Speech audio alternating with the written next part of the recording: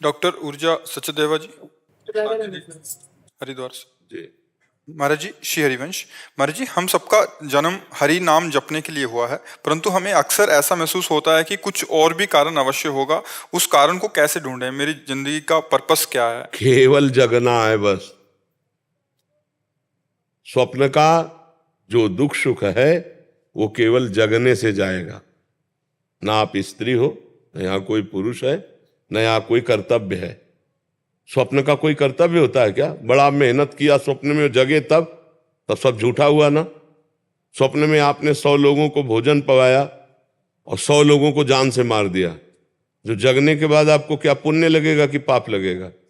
है कुछ नहीं लगे। क्यों? किया तो था स्वप्न में, भंडारा किया स्वप्न में, मारा तो क्या उस समय क्या झूठा लग रहा था? स्वप्न में नहीं लग रहा था ना। जग गए तब लगा ना। तो उमा काहूं मैं अनुभव अपना, सत हरि भजल जगत सब सपना। तो अब आपको लग रहा है और कोई कर्तव्य है, तो ये स्वप्न में लग रहा है। अगर जाग के देखो तो स्वप्न में एक आप ही थे, ना कोई वस्तु था, ना कोई व्यक्ति था, ना दुश्मन था, ना कोई दोस्त था। ये पता तब चला जब आप जगे। स्वप्न में जैसे हम कई बार कहा, समुद्र में डूब रहा हो कोई, अब उसको कैसे बचाया जाए? बहुत से तैराक बुला लिए जाए, नौका बुला ली जाए, सब व्यवस्था कर ली जाए, तो क्या स्वाप्निक पुरुष को बचाया जा सकता है क्या? जो स्वप्न में समुद्र में डूब रहा है कुछ उपाय नहीं करेगा। उपाय एक करेगा, उसको पकड़ के जगा दो। ना एक बूंद पानी है, ना वो डूब रहा है, ना कोई परेशानी है। समझ रहे ना? लेकिन उस समय उसको परेशानी है जब डूब रहा है। जब बिना जगे उसको ये दुख से दूर नहीं किया जा सकता। ऐसे ही हम लोग अपने को स्त्री मान लिए, पुरुष मान लिए, ये स्वप्न है। अब हमारा कर्तव्य बन गया कि पति की सेवा, पत्नी की सेवा, पुत्र की सेवा, सब। अब ये पूरा स्वप्न चल रहा है। और जब आखिरी में यहां से तो ना कोई पति, ना कोई पुत्र, ना कोई कुछ, जीव अकेला उड़ा। दुनिया में लाखों का मेला जुड़ा, हंसा जब जब उड़ा। तो अब तो क्या कर्तव्य था? अब वो भूल करके फिर नाना प्रकार की माया का चिंतन करके अगले जन्म की व्यवस्था कर ली। हमारा तो उद्देश्य ये है कि अपने कर्तव्य का पालन करो स्वांग की तरह। स्वांग में जैसे नहीं, थोड़ी देर के लिए आप किसी की पत्नी बने, या थोड़ी देर के लिए आप मित्र बने, थोड़ी देर के लिए आप जो भी बने, तो बढ़िया स्वांग करते हैं ना, तो डायरेक्टर इनाम देता, पैसा देता है। ऐसे हमें भगवान ने एक स्वांग भेजा है। मान लो हमें गुरु का स्वांग दिया, किसी को शिष्य का स्वांग दिया, किसी को प्रश्नकर्ता का, किसी को उत्तर देने का स्वांग, बहुत से स्वांग है। तो अपने स्वांग को अच्छी तरह निभाओ, लेकिन स्वांग को स्वांग रहने दो, नाटक को नाटक रहने दो, रोल को रोल रहने दो। अगर आप जो 1 घंटा किसी की पत्नी बनी स्वांग में, और इसके पीछे, तो आप उससे यही कहो कि मर्यादा में रहना।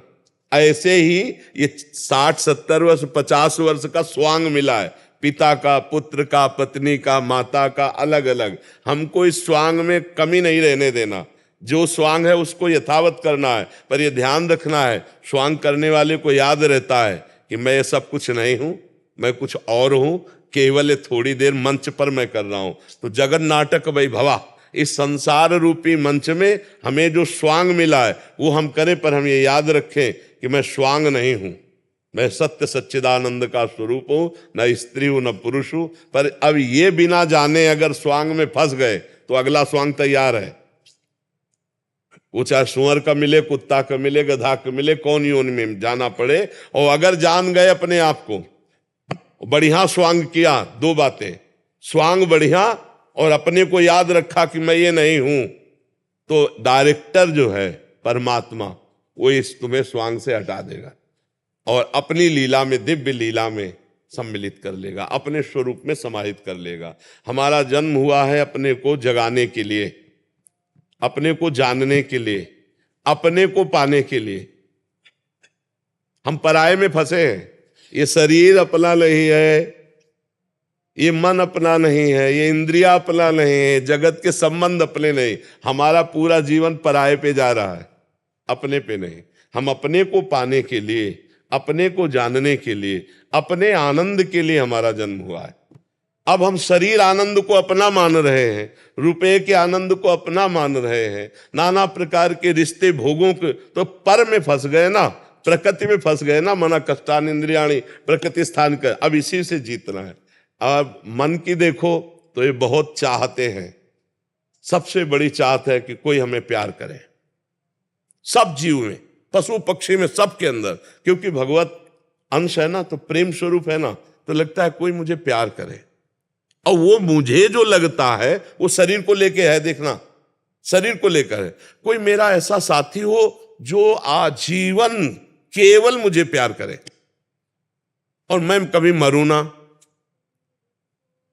देखो हमारी जो चाहते हैं, मेरे को कोई प्यार करे, मेरा साथी ऐसा हो जो कभी बिछुड़े ना और मैं कभी मरूं ना। 3 बातों पर ध्यान देना। जो जिस डिपार्टमेंट में जहां है वो सबसे बड़ा बनना चाहता है, यही भगवान का स्वरूप है, क्योंकि सबसे बड़े भगवान है। मरुना अविनाशी भगवान है। प्रेम करे कोई, भगवान प्रेम समुद्र है। तो हम भगवान से ही प्रेम करके, भगवान को ही पा करके, भगवान को ही जान करके तृप्त हो सकते हैं, जगत को नहीं। जगत में यहां अपने को जो लगता है कि सामने वाला प्रेम करता है तो उसके लायक कुछ है, इसलिए प्रेम करता है। और जिस दिन आपसे बढ़कर कोई मिल जाएगा, आपकी तरफ देखेगा नहीं। जिस दिन आपके पास जो देख रहा है वो नहीं होगा, तो उस दिन वो आपसे प्रेम नहीं करेगा। लेकिन सब त्याग दे तो भी भगवान कभी अपने जन का त्याग नहीं करते। प्रेम का निर्वाह तो सिर्फ भगवान करते हैं। जगत में तो रोना पड़ेगा और ठोकरें लगेंगी, या कोई किसी को प्यार नहीं करता। जब तक स्वार्थ की पूर्ति तब तक प्यार नहीं त्याग। क्यों ऐसा लगता है कि हम बाबा जी हैं, हम ही को लगता है? आप सही बताओ, संसार में सबको एक प्रेम की भूख है, वो किससे पूर्ण हो रही है? आप देखो बोला कहीं प्रेम की पूर्ति हो पा रही क्या?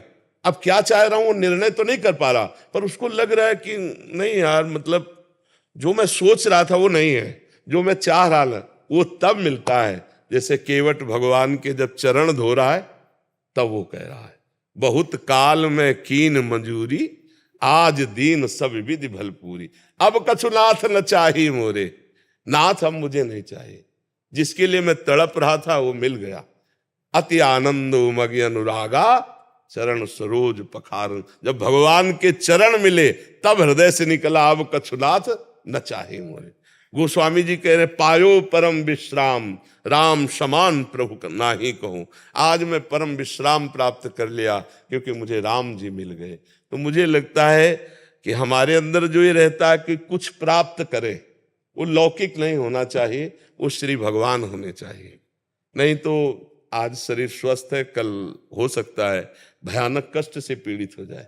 तो यावत स्वस्थ मिदम कलेवरम यावच्च दूरे जरा। जब तक तुम्हारा शरीर स्वस्थ है तुम भजन कर लो, नहीं अस्वस्थ होने पर भजन नहीं होता। फिर तो चिंतन उन्हीं का कष्ट ही का होता रहता है, यहाँ दर्द, यहाँ परेशानी, यहाँ। अब अपने लोगों क्या है, बचपन से भगवान की कृपा से लगे रहे तो सारी बातें समझ में आ गई। तो अब ये थोड़ी कि कष्ट है तो चित्त खींच लेगा। जैसे तुम्हारे शरीर में कष्ट हो और मुझे पता हो, ऐसे मेरे शरीर के कष्ट का उतना ही है जितना तुम्हारे शरीर के कष्ट का पता हो, तो लगेगा नहीं बड़ा कष्ट है, बस ऐसे ही लगता है। और हर समय आनंद रहता है। अगर भगवान से न जुड़े होते तो दुर्गति हो जाती। इसलिए हम सबसे प्रार्थना करते हैं, अभी शरीर स्वस्थ है, जितना बने उतना नाम जप कर लो, और इतना तो ज्ञान प्राप्त ही कर लो कि ये शरीर टिकेगा नहीं। बाल्यावस्था नहीं टिकी तो यौवन अवस्था कैसे टिक जाएगी? यौवन अवस्था जो गई तो बुढ़ापा आ गया, भारी दुख वाला, फिर मृत्यु आ गया। इसलिए भजन करके पहले शरीर राग का त्याग कर दो, जीते जी जीवन मुक्त हो जाओ। खूब नाम जप करो, सत्संग सुनो और अपने कर्तव्य का पालन करो, इसी से काम बन जाएगा। भगवान बहुत कृपालु है, बिना भगवान की शरण के शुद्ध ज्ञान नहीं होता। सोई जाने जे देहु जनाई, जानत तुम्हें तुम्हें हो जाए। भगवान से प्यार करो, भगवान का नाम जप करो, उन्हीं की शरण में रहो।